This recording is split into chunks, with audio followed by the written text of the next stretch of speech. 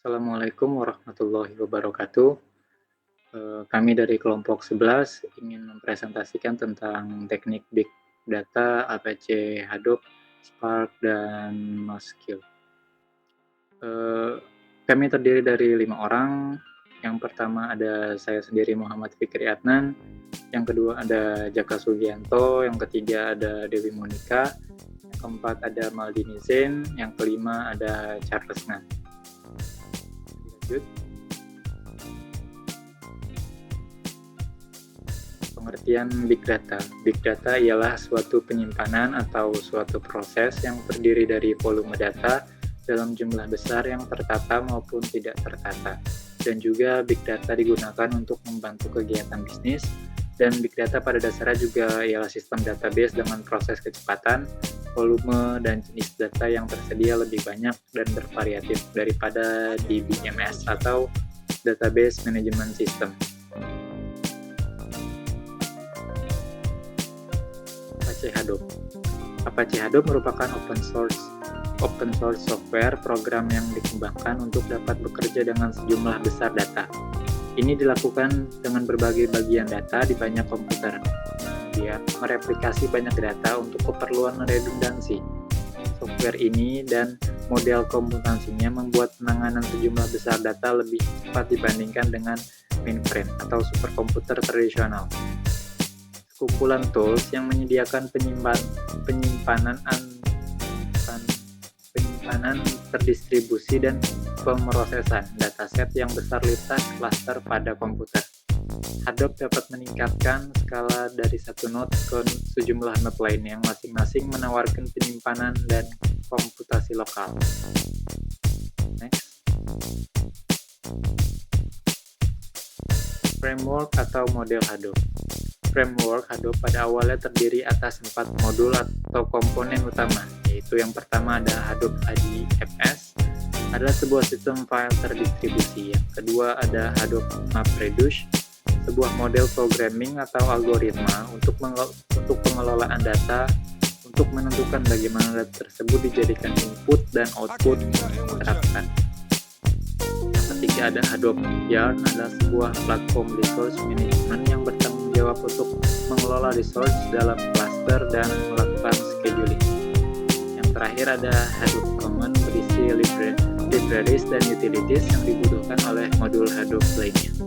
Bisa dilanjutkan oleh rekan saya Dewi Monika. Terima kasih.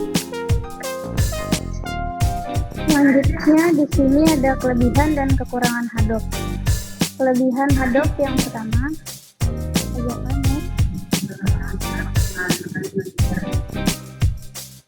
Kelebihan Hadoop yang pertama adalah kecepatan. Hadoop memakai MapReduce untuk menjalankan pemrosesan paralel yang menyimpan dan mengambil data lebih cepat daripada informasi yang berada di database tradisional.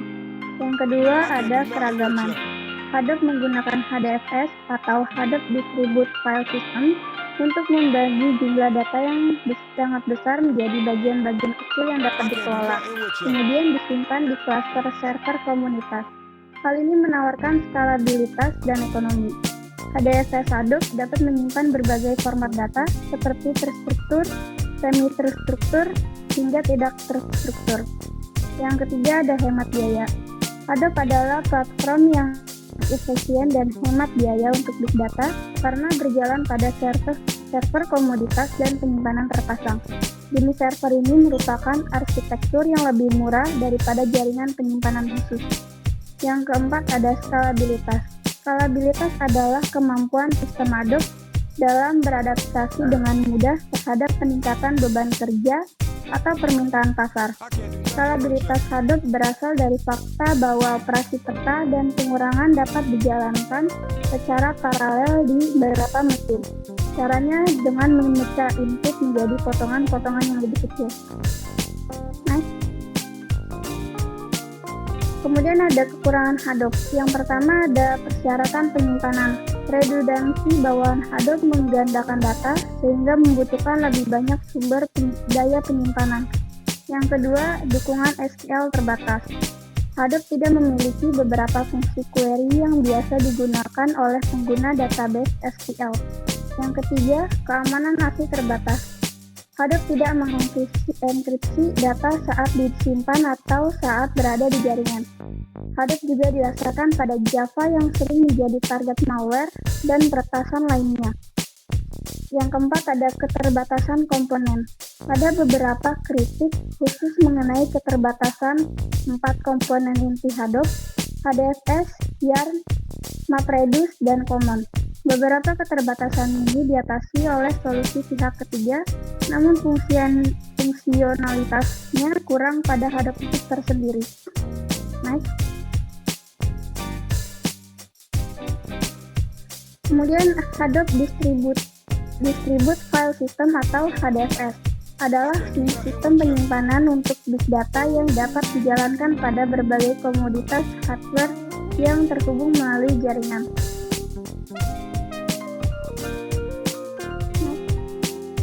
Kemudian ada contoh penerapannya. Misalkan sebuah file yang mencakup nomor telepon untuk setiap orang tersimpan dalam sistem buku telepon.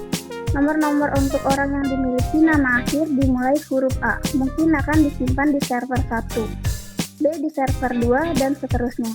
Dengan Hadoop, kumpulan buku telepon akan disimpan di seluruh klaster untuk merekonstruksi keseluruhan buku telepon.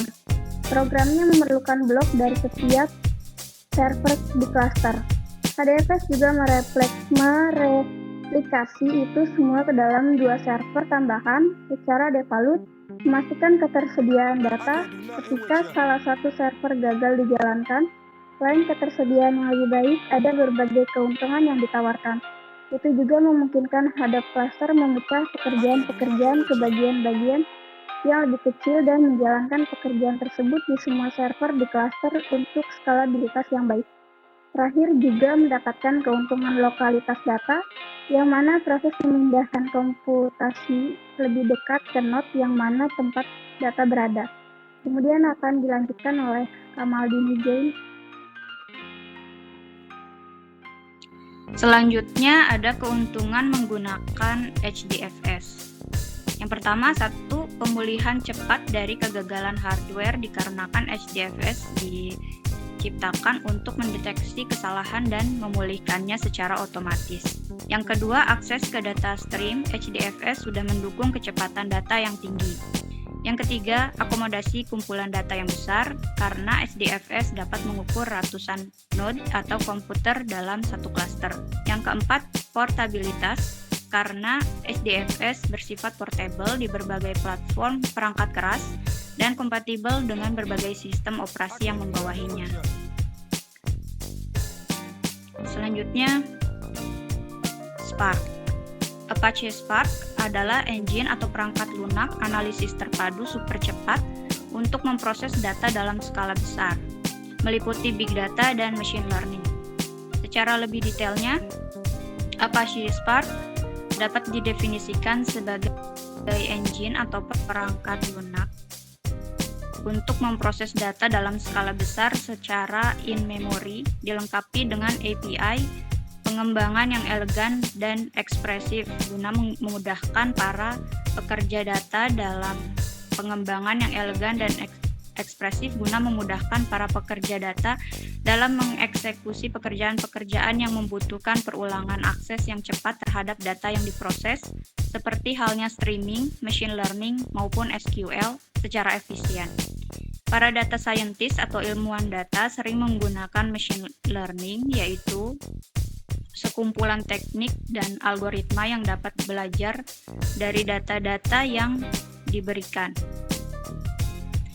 Algoritma-algoritma ini banyak yang sifatnya iteratif, melakukan perulangan kalkulasi, sehingga kemampuan Spark untuk menempatkan data-data yang diproses pada cache di memori berperan sangat besar dalam peningkatan kecepatan bagi pemrosesan data yang sifatnya iteratif tersebut.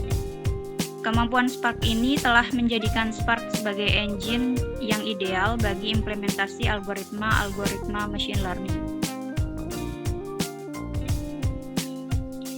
Spark ialah sebuah mesin yang dapat digunakan untuk mengekstrak dan memproses volume data yang besar untuk penerapan yang jauh lebih luas seperti interactive analytics, stream processing, machine learning, data integration, dan ETL. Tersedia dalam yang secara signifikan meningkatkan kecepatan komputerisasi, menyediakan sistem antarmuka untuk mendukung bahasa pemrograman utama seperti Java, Scala, Python, R, dan SQL. Dan sistem ini juga dapat berjalan menggunakan teknologi clustering atau pengelompokan mandiri. Dapat juga berjalan di atas infrastruktur lain seperti Hadoop. Dapat mengakses data dari berbagai sumber data yang mencakup HDFS dan Hive. Dapat memproses data streaming dengan cepat, dapat melakukan analisis kompleks secara real-time. Keunggulan Apache Spark memiliki sejumlah keunggulan, diantaranya 1. Kecepatan. Apache Spark mampu bekerja 100 kali lebih cepat dibanding Hadoop berkat penggunaan state-of-the-art DAG scheduler, query optimizer, dan physical execution engine. Apache Spark dapat mencapai performa tinggi baik dalam hal pemrosesan data yang sifatnya batch maupun streaming. Yang kedua, mudah digunakan. Dapat menggunakan bahasa program Java, Scala, Python, R, dan SQL untuk mengembangkan aplikasi yang menggunakan Apache Spark. Spark menyediakan lebih dari 80 operator level tinggi yang dapat memudahkan pengembang untuk membangun aplikasi secara paralel. Apache Spark juga dapat digunakan secara interaktif dari shell Scala, Python, R, dan SQL. Yang ketiga, memiliki cakupan yang luas. Apache Spark menggabungkan SQL, streaming, dan analitik yang kompleks, menyediakan setumpuk library perangkat lunak meliputi SQL dan data frames, MLlib untuk machine learning, GraphX, dan Spark Streaming. Pengembang aplikasi dapat menggabungkan semua library ini dengan mulus dalam satu aplikasi yang sama. Yang keempat, dapat dijalankan di mana-mana. Apache Spark dapat dijalankan di Hadoop Yarn, Apache Mesos, Kubernetes, dan dengan mode standalone maupun cluster, atau di platform cloud seperti EC2. Pada dasarnya, Spark dapat mengakses berbagai tipe sumber data seperti halnya HDFS, Apache Cassandra, Apache HBase, Apache Hive, dan ratusan sumber data lainnya. Selanjutnya akan dilanjutkan oleh rekan saya, silakan. NoSQL adalah singkatan dari Null Only So Database Management. Sistem ini bersifat tanpa relasi, relasional. Artinya, NoSQL bisa mengelola database dengan skema yang fleksibel dan tidak membutuhkan query yang kompleks. Dengan pendekatan ini, NoSQL mempunyai scalabilitas tinggi untuk dapat berkembang sesuai dengan kebutuhan data yang ada. Database manajemen ini dianggap paling cocok untuk mengelola big data yang selalu berubah-ubah, sekalipun NoSQL ini juga banyak digunakan juga oleh beberapa perusahaan besar seperti Facebook, Google, karena memiliki kemampuan untuk mendukung real-time web application yang sudah dikembangkan. Jenis-jenis database NoSQL. Yang pertama, key-value. Data ini dapat menyimpan database dalam pasangan key-value berbentuk tabel menggunakan query saat proses. Pada key-value bisa berupa JOON, BOLB, Binance, Let, Object, string, dan lainnya seperti contoh di bawah. Yang kedua, column based. Ialah jenis database NoSQL yang menyimpan data dalam bentuk kolom sehingga cocok untuk query sum, count, affect, min, dan semacamnya. Untuk contohnya bisa dilihat seperti di bawah ini. Terdapat beberapa kolom.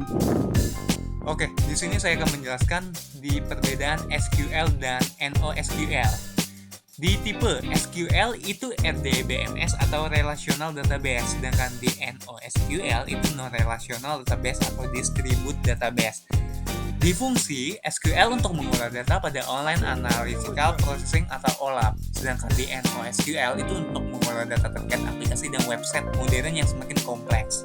Nah, untuk bahasa query-nya SQL itu Structured Query Language atau SQL.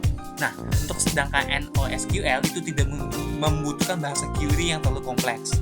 Untuk struktur database-nya, SQL itu berbentuk table, sedangkan NoSQL itu bisa berbentuk key value, column, dokumen, dan grafik. Nah, di skema SQL itu perlu ditentukan dahulu, sedangkan NoSQL itu skema dinamis untuk data tak struktur. Di jenis skalabilitas, perbedaannya SQL itu skala vertikal atau scale up dengan membeli hardware baru, sedangkan NoSQL itu skala horizontal atau scale out dengan menambah server. Untuk di contoh database-nya, SQL itu contoh-contohnya ada bisa MySQL, Postgres, dan MS SQL. Sedangkan di NoSQL itu terdapat Redis, Neo4j, dan MongoDB. Sekian dari itu perbedaan SQL dan NoSQL. Selanjutnya kita akan ke kesimpulannya pada inti presentasi kita kali ini. Di kesimpulannya adalah, walaupun sekilas mirip, NoSQL berbeda dengan SQL dalam hal pengolahan data. NoSQL adalah manajemen database non-relasional yang memiliki 4 jenis, mulai key value, column based, document oriented, dan graph based. Pendekatannya ini membuat NoSQL memiliki berbagai kelebihan, yaitu lebih mudah untuk scale out tanpa harus membeli server mahal. Yang kedua, mampu menyimpan banyak data dengan performa baik. Yang ketiga, fleksibel untuk berbagai kebutuhan dan data. Nah, untuk yang terakhirnya lebih lama untuk developer dalam pengembangannya. Baik, sekian itu dari presentasi dari kelompok kami. Mohon maaf jika ada kata-kata yang kurang ataupun kurang jelas ataupun yang kurang berkenan. Sekian dan terima kasih dari kelompok kami. Terima kasih.